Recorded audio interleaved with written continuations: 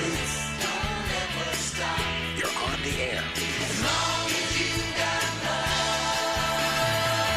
What's on your mind? Climate change, water, fair healthcare, inflation, Don't ever stop.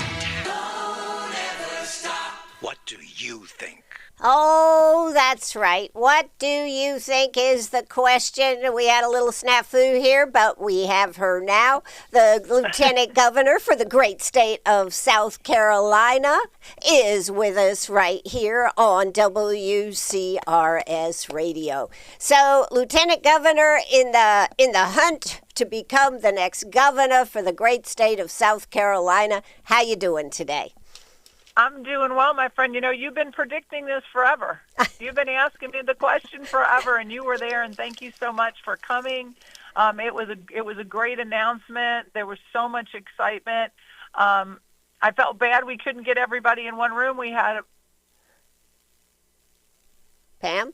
I got to see everybody, and it was just heartwarming to see just how much excitement from all across the state. Yeah, and in 24 hours, you raised $1 million.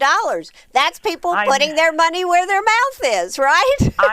I know, and you hope that when people encourage you to do this, that they're sincere and that they'll give not just of their treasure, but their time and their energy to tell their friends. And it was really wonderful. It was really wonderful. It was.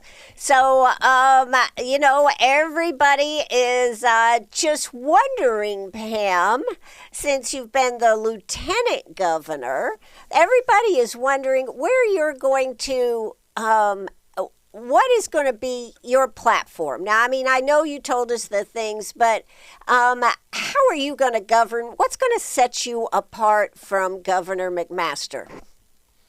Well, I think what sets me apart in this pack and in this field is that I'm a conservative businesswoman. And I want to take what I've learned in business and what I've learned over the last, this is in my 7th year of being lieutenant governor, and put that all to work. Because South Carolina continues to surprise itself with our amazing growth, but it's got to keep going. And so I want to take this incredible legacy that we've had over the last 7 years in my time with the governor and really focus on the new challenges that'll come up, right?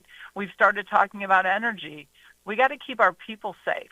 We got to get to a zero state income tax state, and we can do that. I mean, other states have done it. We can do it too. We need to implement South Carolina's own Office of Government Efficiency, making sure that we are, just like President Trump, slashing waste, fraud, and abuse. And when we do that, we're going to make anything happen. And then we have to make sure that we have somebody that governs with true family and Christian values, because we want to make sure that we get to universal school choice here in South Carolina. And then on top of that, there's been a lot of talk about our judges, everybody talking about how we should reform electing our judges. And I think it's great to have judges that are only beholden to the law. That's what people of South Carolina are wanting. I think those are the things that are going to be challenges up ahead, and I'm ready for those challenges.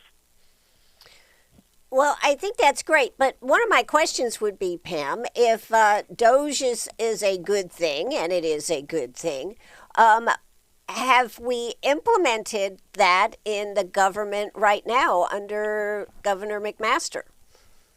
I think we have. We have definitely strived for making sure that we don't have, we have a balanced budget. We have the largest rainy day fund in South Carolina's history. Now it's just about building on that momentum. It's about making everything take to the next level. It's about new challenges. And let's face it, Ann, I mean, my entire career has been almost spent in business. And when you have great years, when things are going good, you're always looking to improve on those good things. You're always looking for the next thing that gets you there. Technology keeps changing. AI keeps changing. We can utilize those things to take us to new heights and better levels, and that's what we have to do, and that's what my focus will be on. If you're looking at cutting and everything, would that mean cutting some of the staff as AI becomes a bigger force in what's happening out there? Do you see that type of thing happening? And what I think is that South Carolina continues to grow. We continue to prosper. We're never going to be able to out-hire the growth that we have across our wonderful state. So you have to leverage new technologies, right? We hear every day that there's jobs looking for people. So you can't be status quo. You have to think out of the box. So and it's not about so much just cutting people. It's about running efficiently. There is probably not one person you talk to that doesn't wish when they reach out to a government agency that either they get the information they need quicker, that more of it was found online. And I think, that's what we look for when we look in the private sector for businesses we want to work with. And so when you can run efficiently like that, when you can get your systems to work and talk together, that's a huge money savings too. And that becomes a big part. And how are we going to get to zero state income tax? Well, we have to put our arms and make investments in efficiency, and that's how you get there. It's like we do in our homes and in our businesses. Well, we do have a pretty huge budget here in South Carolina. It is amazing that every year, and it's because of our growth, if we can continue to keep growing and prospering, just like this year, we talked about it a month ago, where we ended up, we're very conservative when those estimated budget numbers come out. So it was great when we had an even bigger surplus than we thought we would have, right? Mm-hmm. And it's how do we continue to grow, utilize that money in a way that South Carolinians don't feel the added burden of not having to write that check on April 15th, right? So I think that is a big part of the plan that I rolled out. I think as I've traveled around the state for 7 years, that's what I've heard people saying. And I've done a lot of listening. And I've been able to craft and create a successful business. I've signed the front of paychecks. I've balanced budgets. I've created jobs. I'm ready. I'm ready to be governor. I think you're ready to be governor. Of course, you've been right there. You've been instead of just a ceremonial lieutenant governor, you've been a partner in the governor's office. But one of the things that I think that a lot of people, we had several questions come in this morning, is about it says, I'm curious as to what the state is planning on doing since the government has taken so much of the education funding. How do we, and we're having bare bones budgets here in Greenwood, District 50, 51, 52, and across the state. What is the state looking to do, or do you know, or what would you do? So what I think, and it's something that is not just something I'm saying today, it's something I've been saying forever. I think along with my business background, I have spent 7 years being lieutenant governor, talking to other lieutenant governors in other states. And what we've seen, what I've heard, what they have told me, is that when they implemented school choice, where the money follows the child, where parents have the ability to find schools and educational outcomes that work for their children, everybody becomes more efficient. Schools are run better. Kids are thriving. I think that has to be a hard look. And I know Ellen Reaver has always been a very big supporter of school choice. She has kind of been moving in that direction. And I think when you start to do that, you really start to hone in, just like I'm saying to do at the state level. Like, how do we go in? How do we find efficiencies? How do we run smoother? And when you start thinking in that direction, I think it benefits everybody. It does, but in the short run right now, we have, because we only have a small proportion of how many students, and it's already filled up, that are going to be taking advantage of school choice for this year. How do you expand that in the budget, and how do you help schools in the short run right now? I mean, most of our District 50 has said we can make it through this year with what they've done. But if this continues, if the lack of funding continues, it's going to mean even deeper cuts to our district, our public school system here in Greenwood. So I think growth always helps because there is definitely a local factor that goes into funding schools. And I think when we talk about growth, there are places in the state that are asking for growth just for the same reason you are. Like, how do we get industry into those areas to help alleviate some of that pressure so that, because there is an element into the formula for schools that come from the county budgets, that the county helps with. And so growth in those areas become a big deal. The General Assembly, you guys have a great group in the General Assembly. Money comes through the House and the Senate, and how that gets funded really comes through them, and how they are working hand in glove with Ellen Weaver and her needs and the needs of every district. Right. So, okay, well, I guess that's something we'll just have to wait and see. Now, you have touted at your announcement that you have been with Trump since the beginning. You have never wavered in your support of Trump, and that is a good thing. That is a good thing when you become governor of the great state of South Carolina. But I was thinking about this. Trump would only be in office 2 more years. So what does that futuristically mean as far as building relationships and working, and could be a Democrat that ends up as president? Well, we're gonna pray that doesn't happen, because we saw what happened when Democrats took control under the dismal Biden administration. Let's not even get into the Hunter Biden interview of yesterday. But I think that's where being a business person, crafting relationships, President Trump is going to be a force to be reckoned with, and he's going to be a leader of our party for a long, long time. And his legacy will continue on. And, he has surrounded himself with good people. It is my prayer every day that, one of his inner circle will definitely run for president and take the helm. I mean, I haven't seen anybody throw their hat in yet, but I think we have a great bench of candidates, unlike the Democrats who have come through our state here recently. We've had Governor Boucher of Kentucky. We've had Gavin Newsom, dear Lord, help us. Right. Coming through South Carolina. We haven't seen what Republican lineup will come out yet, but our bench is strong and long. And I think that, I would have the ability to make relationships with them that would benefit South Carolina, just like Governor McMaster and I did with President Trump. And I think there's something to be said for loyalty. I think what I tried to hit home on my speech was that, I was for President Trump from the start, before I was in office, before it would enhance my political career.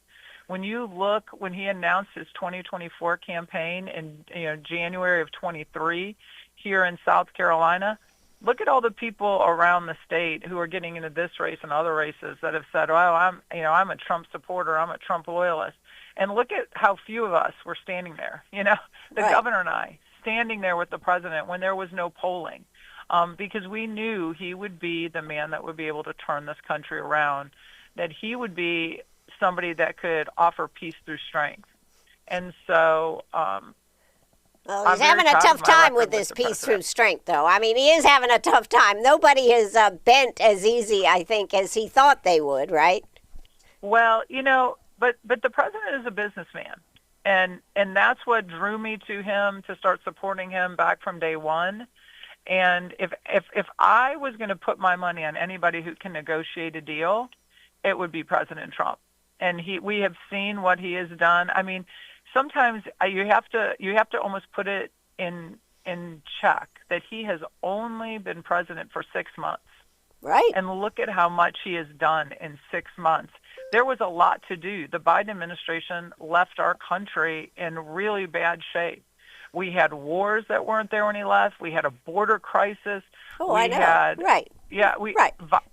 Violent criminals in our state, in our states, and in our country that came through those borders. I mean, and in 6 months, what he's been able to put together to turn this ship around has been nothing short of miraculous. It has been. Absolutely. I'm just playing a little bit of devil's advocate here because, No, he that's said, okay. I think 24 hours, 48 hours, he'd have this done, and we're still dealing with this. But anyways, he has just made a big difference out there, though. Coca-Cola has just decided that they are going to have a version of their Coke with cane sugar in it. So he did put his stamp on Coca-Cola even. He really did. He really did, Ann. Yeah, so I just thought I'd mention that. All right, so as you move forward here, what is your plan of attack, Pamela, as you go for this? Because you know you're going to be the next governor of the state. How are you going to beat out the competition here, Pam? Well, I'm going to focus on my business background. I'm going to let people, I think I have tried to make myself accessible all across the state for 7 years now. I want to listen to people. I want people to tell me what they want in their next governor and what's important to them, just like I've been doing. And I'm going to use, like I said, my business background to show them that, look at how good it has been for our country to have a business person in office. I am not a career politician, not somebody who will tell you what you want to hear and then flip-flop and never be able to get it done. That is not who I am. People have come to know me and to appreciate who I am, and so that's what I'm going to do. I'm going to travel around the state. I'm going to talk about our story, and I'm going to talk about the successes and the wins that the governor I've had in office, my vision for where South Carolina is going and can be, and I hope to win everybody's vote. And when I first became lieutenant governor, I had a representative. Bruce Bryant say to me, he said, whenever you're in a room with somebody, ask them for their vote. It's the one thing that they have to give, and they want to be asked for it. So I'll be going around the state, shaking hands and asking everybody for their vote.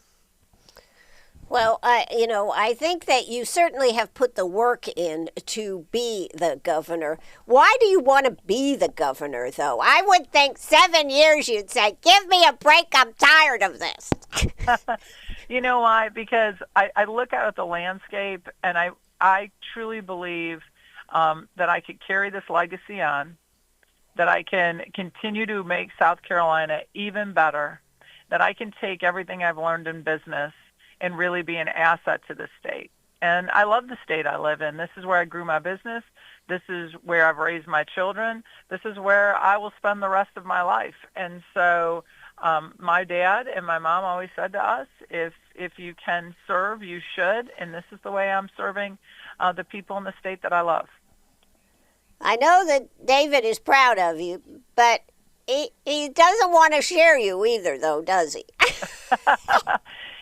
I think there are days he wished that I was home with him, but he knows how much it means to me, and he knows how much I love what I do. And for me, it's really special that he believes that I'm the best choice to be the next governor for the state of South Carolina, and that means the world to me. I'm always incredibly proud of my family, but I think the biggest compliment I got after the announcement is I had so many people came up to me and said, what a beautiful family I had. They said, your husband and your kids hung on every word you had to say. And I told them, I said, it's probably because the first time they heard what I was going to say. They did not get a sneak peek into the remarks I was going to make that night. You didn't let them know? You didn't practice in front of them? I did not practice in front of them. They're my biggest critics, Ann. Come on. Well, Pam, what would be something that South Carolinians would be surprised to know about you? Probably what a homebody I am, since I don't get to spend much time at home, but how much I just cherish family dinners. That my mom is 96 and she lives with us, and I think that has made our family even stronger and more special to have multiple generations in our house together. And so, I think that, and I love to read mushy romance novels when I get a chance. Mushy romance novels? Oh my gosh. That beach reading books. That's what I love. That's my guilty pleasure. That's your guilty pleasure. Okay, all right. So we found out something here today on WCRS radio. That's great. Well, Ann, thank you so much. I am going into WLTX right now and doing an interview with them, but it is so great to be with you, and thank you so much for your support. And to all your listeners listening, It's been 7 years. You know where I am. You know what I stand for. You know where my heart is. So I hope I've won you over, and I'm humbly asking you all for your vote. And how should people find out more information about you, Pam? You can go to PamelaEvette.com and look up. There's a lot of bio on me and my life and what I'm passionate about, and all the newsletters that I've been putting out, over the years about what's happening in our great state. And hopefully it'll get you a little bit more insight. If you haven't gone out there, please look. There's all kinds of ways that you can help be part of this. I said it that day. This isn't just my campaign. This is our movement. And so I hope to get everybody involved. Greenwood has always been very near and dear to me, and so I would love to have everybody's support. Go online and see how you can help, be a volunteer, talk to your friends, and get everybody to be part of this movement. All right. Well, I know you've got to go, but I'll be talking to you. We have a couple of things we'd like you to do here in Greenwood, so I'll be talking to you. Pamela Evette, the great Lieutenant Governor. Thank you this morning. Thank you so much, my friend, and I hope you have a great day. All right, you too. You too. Bye-bye. Bye-bye. That is the Lieutenant Governor for the great state of South Carolina. She's just been here on WCRS.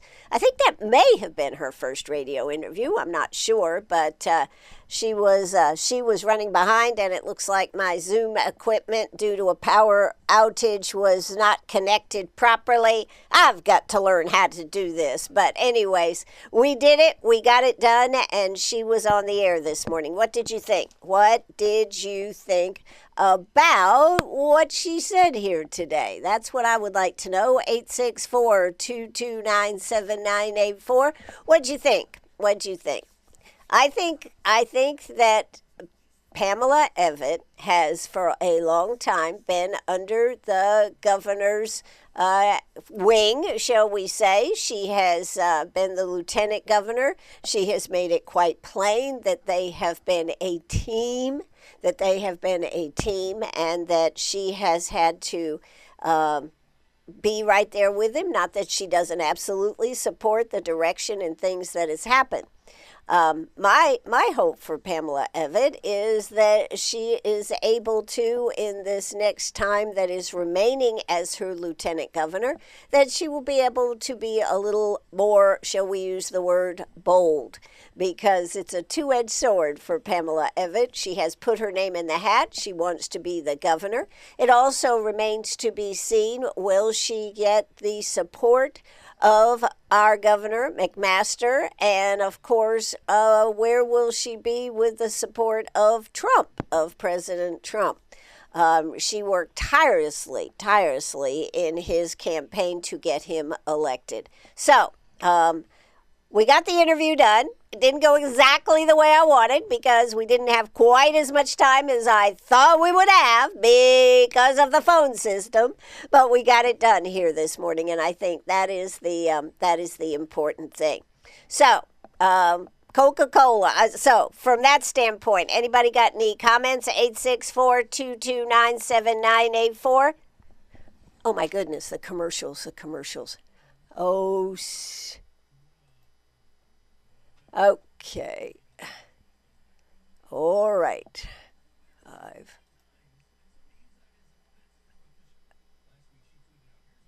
Well.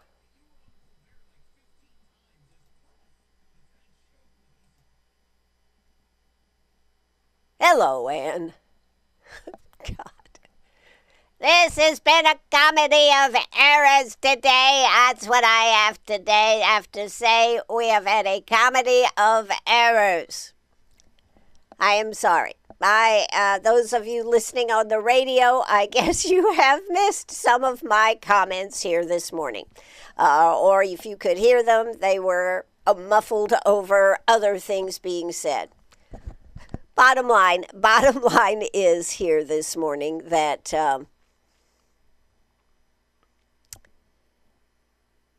I think Pamela Evette, Lieutenant Governor Pamela Evette, needs to be able. She has been very tied, as she should be, to the Governor McMaster, and it's now time for her to be able to take the gloves off and become a independent person from the governor, but she walks a very tightrope because she still is the lieutenant governor. So we'll have to wait and see how this relationship with Governor McMaster and the lieutenant governor. It's a strong relationship. It's a very good relationship. But I'm sure that as a business person that she touts, that she probably has seen some things that maybe she has not spoken about because she was the lieutenant governor for the great state of South Carolina. She is not a politician, although she has learned how to be more political in her ability to answer questions and this type of thing. So, as we move forward in this race, we have Alan Wilson, who touts himself as the state's top law enforcement. He also touts the fact that he too has managerial experience because of handling the state's attorney's office. Has he been a business person? No, he has not been a business person. Does he come from a family of politicals? Absolutely, he does. I think I did when he ran in 2010. I was in this business and ran the and was on the radio many times with Alan Wilson. We've had him on several times, and he will be back here on the radio. He is at this moment probably the most credible person running. I know other people are thinking about getting in, so that will be another question. Who else jumps in? Josh Kimbrell has a legal issue that if he doesn't get that resolved is probably going to put him out. But he has made a statement, although a very short statement, that that all of this isn't true and the legal of the courts will take it to a point where they get to see what exactly is going on. So that is, but at this point, I'd have to say it's probably just because of Josh Kimbrell's problem, because of his problem with this legal, with an ex-business partner and money moving around and this type of thing. We'll have to wait and see how that plays out. But right now, at this moment, I'd say we have two in the race that are very strong on the Republican side, and I think we can expect a Republican will end up as the governor for the great state of South Carolina. So Alan Wilson and Lieutenant Governor Pamela Evette. Alan Wilson, of course, is the Attorney General. Now, of course, everybody is wondering who's going to run for Attorney General for the great state of South Carolina. One of the things that is at risk for Alan Wilson, I mean, it's at risk for the lieutenant governor, that if either one of them doesn't win, then they're out of the job with the state. Not that probably is going to end their careers or anything. They will find other things to do, be a voice in some way. But for Alan Wilson, he will be out of a job as the Attorney General. And so then it would be a question, what does he do if he doesn't win? But this opens up a whole new people that are looking at running. One of the people that's looking at running is right here in Greenwood, David Stumbo. The interesting thing about David Stumbo, who is our solicitor here in the 7 counties, is that he can run, and if he makes it, then he goes on and becomes the Attorney General for the great state of South Carolina. Interesting to note, if he doesn't win, he still has his job as solicitor. So that's an interesting, that the way that comes together with how elections run, he will be able to keep his job. So We'll see who else is going to jump in the race. It's early. They don't actually declare, be able to put their money down to run for the office until March of 2026. And then, of course, we'll have primaries in probably June. And one of the questions that the Republican Party wants to do, they want to close the primaries. They don't want a Democrat to be able to vote in the Republican primaries. So far, they have not been able to get that done. That'll become an interesting question. Should they do that? I think I have everything correct on the radio now, I believe. I think I got rid of Armstrong and Getty for right at this moment. Armstrong and Getty are out. So how'd you like the interview? How'd you like the fact of what we talked about? I mean, it is early. And so all we can say is she has to be able to become her own independent person. We have to know what Pamela Evette as an independent person is about.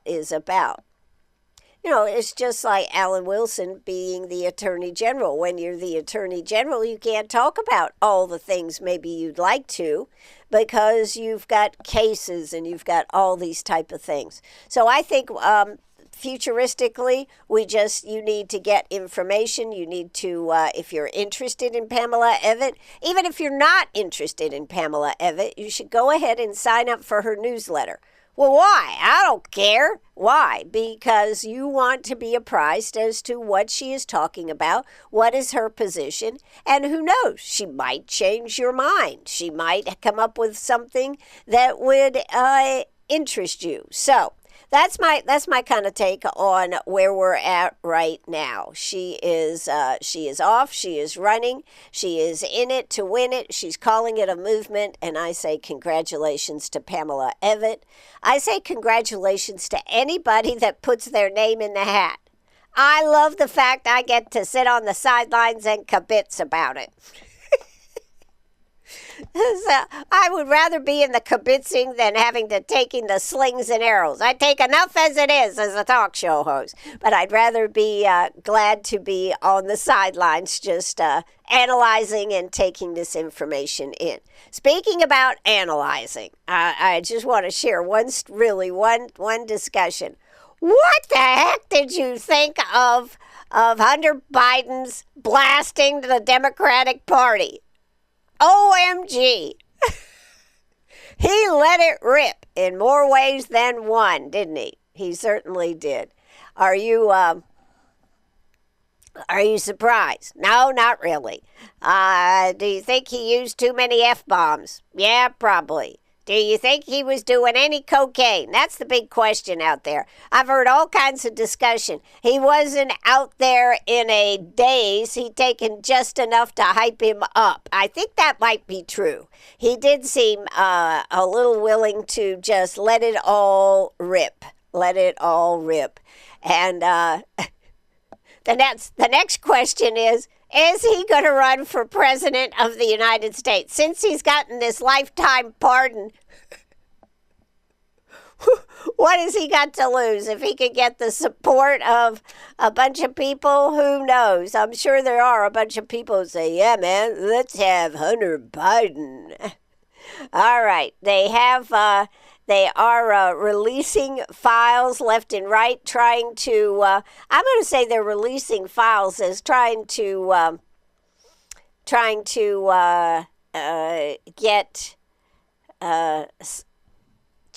tamp down the interest in the Epstein files. Although I just saw a thing that says in the last hour, Justice Department wants to interview Jeffrey Epstein's former girlfriend, Ghislaine Maxwell. So we knew that was coming. The Department of Justice wants to interview Jeffrey Epstein's former girlfriend, who was convicted of helping the financier sexually abuse underage girls and is now serving a lengthy prison statement. This is what just came out. If Maxwell has information about anyone who has committed crimes against victims, the FBI and DOJ will hear what she has to say, said Deputy Attorney Todd Blanche on a post on X, adding that President Donald Trump had told us to release all credible evidence. And a lawyer for Maxwell confirmed there were discussions with the government. So you knew that it was going to end up going this direction. We knew that this was going to happen. This is the story that just doesn't end, doesn't it? It does not end. So if you, what do you think about it? It is, it's one of those things that you just don't know where it's going to end. And, of course, the story with President Trump and the birthday card from 2003. You know, this just goes to the fact. If you think that you can get by with something in your teens and it's not going to come back and bite you when you're 50 or 60, you are got another story coming. So that's a little bit about that. What else did I have here this morning to share with you? Let's see what else we've got here. I did have a couple of things I wanted to share, because I know that there are things that you are going to want to know. So let's check this out. Had everything set up on my computer for Pam through Zoom, and that didn't happen. But anyways, we still got it done. Saturday, August 2nd, they're going to be doing Tai Chi in the park. It's a free class. And this is, you can, free event. Be sure to register online ahead of time. So that is Tai Chi in the park. Where's that going to be at? I don't even know. Where is that going to be at? Let's check that out. Because I think that Tai Chi, you know, we've seen that in New York City and everything. Big places doing this, California and everything, and now here it comes. We're excited to announce that our next round of Tai Chi classes at Young Wellness is kicking off soon. We're introducing a new format and free in the park class Friday, August 2nd at 8 a.m. So that is a week from this Friday. It will be at West Cambridge Park. This is a gentle, beginner-friendly class surrounded by the beauty of nature, a perfect way to start your day and reconnect with the flow of Tai Chi. So that is through Young Wellness. So you might want to check that out. Also, coming up next Thursday is a Goodbye Laura Paczynski. Hello, Kristen. That's right. It says same circus, new rowing master. They are going to be having a farewell party as Kristen takes over at Maine on Maxwell. That is, Laura is retiring, but I think probably not really. But they are making a change that I'm sure will give Laura some lot more time to herself. So did want to mention that. And what else did we have here? I had a couple other things I wanted to talk about as we get ready. School starts Thursday, so you're going to want to make sure that you are slowing down, giving the school buses. This starts on Thursday, so make sure you're aware of that. If you have to be somewhere, since school is back in, might ought to allow an extra 15 minutes, 10 or 15 minutes to get to work, because you know things are going to move a little slower, particularly if you have a school bus on your route. Now, this is an event that I would love to go to. I'm going to see if I can get my butt over there to go to it. But the AWSA Southern Regional Water Ski Championships are going to be in Greenwood July 23rd through the 27th. So that is coming right up, and It's really, I think, a cool event, and it's right here in Greenwood. So it is at 501 Callison Road in Bradley. Let's Rogers Ski Lake is a purpose-built lake for 3-event water skiing completed in 1992. The lake offers excellent conditions for all 3 events, along with abundant shade for spectator comfort. The spectator can expect easy viewing of the slalom and jump events. The jump offers an exhilarating view of skiers flying and landing just feet from shore. There is ample parking in the field on the west side of the lake that can handle hundreds of cars each day.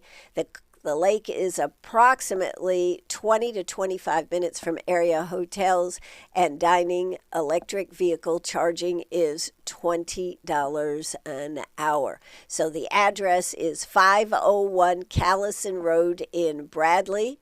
So I hope you're going to go out and see this event. I have wanted to go to this. They've had this for years. And every year I have something else going. So I will see if we can't find out more information about it. But I think it is quite terrific, quite terrific. That starts the 23rd, so it starts tomorrow through the 27th. So maybe there'll be some time out there. Also, do want to remind you that PetSmart here in Greenwood, they are doing adoptions this week with the Humane Society. All our adoptions are free with any donation. I don't know if you follow or check at what's happening at the Humane Society. They certainly have been moving pets out. Dogs, cats. I don't know. They have had bunnies. I don't know if they have any bunnies or whatever else they have over there. But today from 11 to 3, they are going to be having a pet adoption going on at PetSmart Tuesday, Wednesday, and Friday. Tuesday and Wednesday is 11 to 3, Friday from 11 to 5, Saturday from 11 to 5. So if you have been thinking about a pet, can you get out there and help with adopting one or helping somebody else that has said, I want a pet, and cueing them in that this is something they may want to go ahead and make that decision now. Any decision, paper towels, food, all these things count for getting a pet that is spayed, neutered, tagged, all these things. What a benefit if you've been thinking about it. So check this out at the Humane Society, but today and tomorrow at PetSmart from 11 to 3, you can go right in and do that. Now, coming up on Saturday, June 26th, beginning at 8:30 at West Cambridge Park, it is Councilwoman Kathy Miller will be doing a clean up. So if you can help, they provide you with all the cleanup, all the supplies that you need. Meet at the Hunter Street parking lot, and if you can do that, that's a good thing too. So that's a few of the things that you can do to help with our community. I tell you, another way you can help is check out Greenwood pathway.org. Check out all the things that you can do if you're interested. And I tell you what, one of the things that you can do is as a group, do something. If you've got a church group, a Bible study, schools do this. They do everything from collecting food to volunteering to make meals and all the things in between. So this is what I just wanted to mention that. Greenwood, it is Greenwood, GWD, pathway.org. Also, make sure you check out their page on becoming part of their society to help stamp out the homelessness. It's all on their website. Check it out. The thing I love about Pathway House, they have a methodology that works, and they have the data to prove it. We're not just giving a handout, we're giving a hand up with a Christian background to be able to be sustainable for the rest of their lives. So that's a very good thing. Again, check out gwdpathway.org.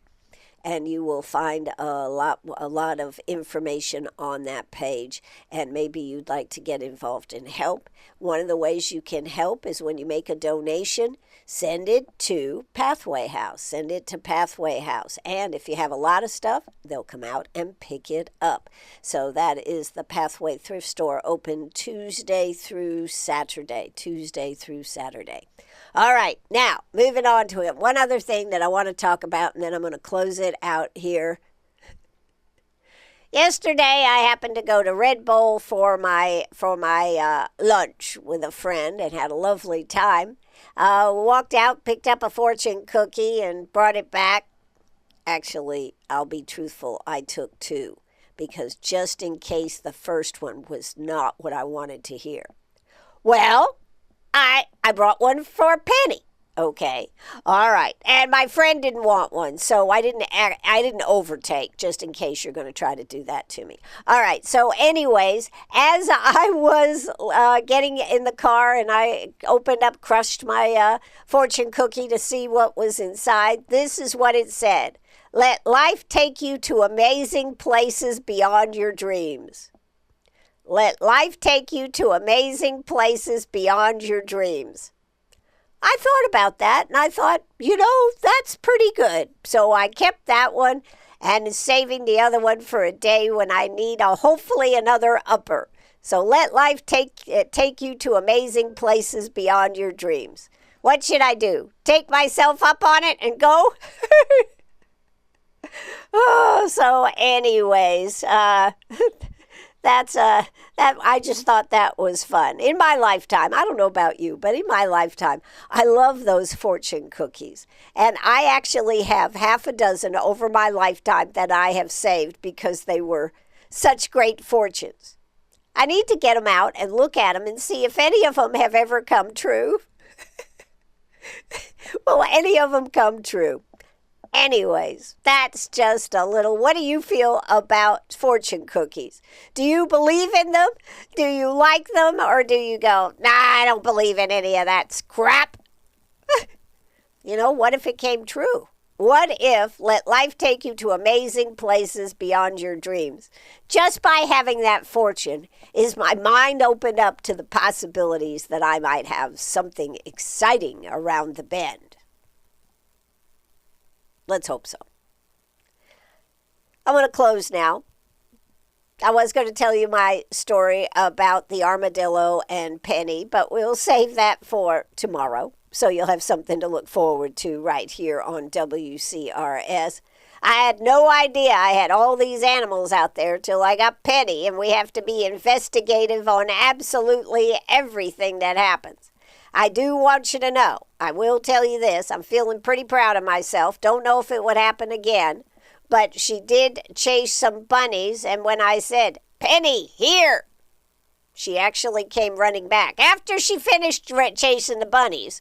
And it was late at night, so I was afeared that she would go running off and I'd never find her. She did come right back with her Frisbee ready for me to throw it. So, hey, it's positive.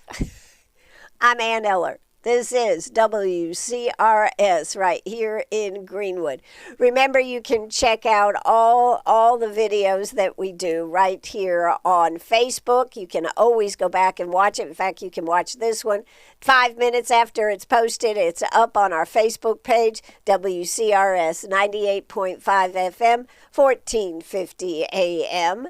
Or you can wait and it will be posted on our website, WCRS1450am.net. All of our videos are now posted right there on the website so that you can check them out, usually that night. So if something goes up in the morning, it'll be up there in the evening. That's what we got going on here today. I am not doing an afternoon show. As I said, for this week and next week, there will be no afternoon shows. We're going to let Dave Ramsey suck up all the air on WCRS radio. However, starting the 1st of August, we'll be back in full bloom on what's happening in our community. So, Anyways, that's what we've got here. I am Ann Eller. Let's see, is there anything else we got going on? No, not here. Not right now. I got to get Penny outside. I got to have my coffee. And I am so glad we had the Lieutenant Governor Pamela Evette on with us here today. So, without further ado, let's say adieu to you right here on WCRS Radio. We're going to take it away. Are we going to take it away? I think we're going to take it away. We are going to take it away just by pushing this button.